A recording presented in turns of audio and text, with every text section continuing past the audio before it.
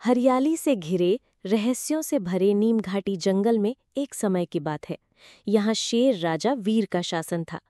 वीर बहादुर तो था, पर थोड़ा घमंडी और जल्दबाज। उसका एक नियम था, जंगल की शांति भंग करने वाला कड़ी सजा पाएगा। एक दिन चीता चंचल ने हिरणों के झुंड का पीछा करते हुए एक छोटे खरगोश के बिल को रौंद डाला। खरगोश लंबकान और उसका परिवार बुरी तरह डर गया। लंबकान ने हिम्मत जुटाकर राजाधीर के दरबार में शिकायत की। महाराज, लंबकान की आवाज कांप रही थी, चंचल ने जानबूझकर हमारा घर तहस नहस कर दिया। हमारे बच्चे अब असुरक्षित हैं। वीर गरजा, चंचल सच बताओ। चंचल फुर्ती से आगे आया।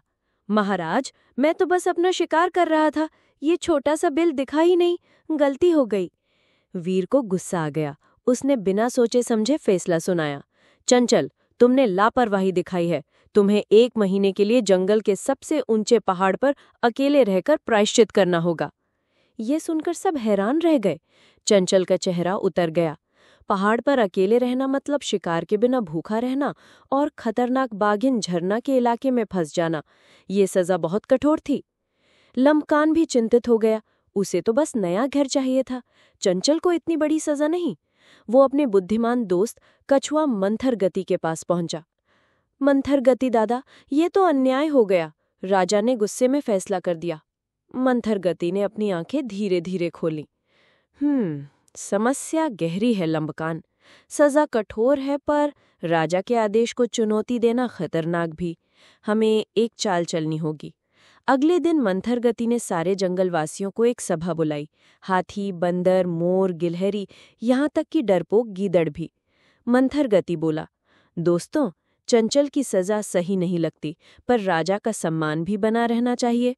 मैं प्रस्ताव देता हूँ, आइए हम सब मिलकर लंबकान का नया, मजबूत और सुरक्षित घर बनाएं और चंचल को भी इस काम में शामिल करें ताकि वो अपनी गलती सुधार सके।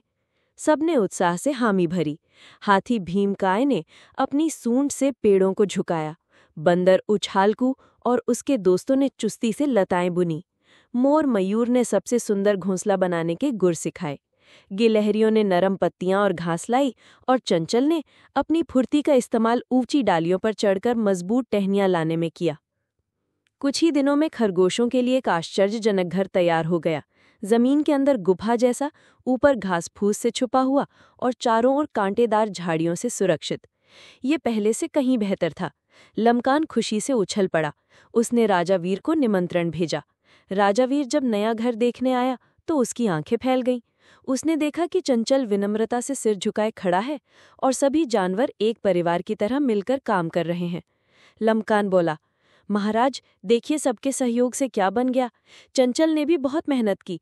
क्या अब उसकी सजा माफ कर दी जा सकती है? राजा वीर को अपनी जल्दबाजी पर शर्म आई।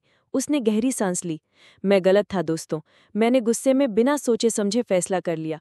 तुम सब ने मुझे सिखाया कि एकता और सहयोग से किसी भी समस्या का हल निकाला जा सकता है, और क्षमा बहुत बड़ा गुण है।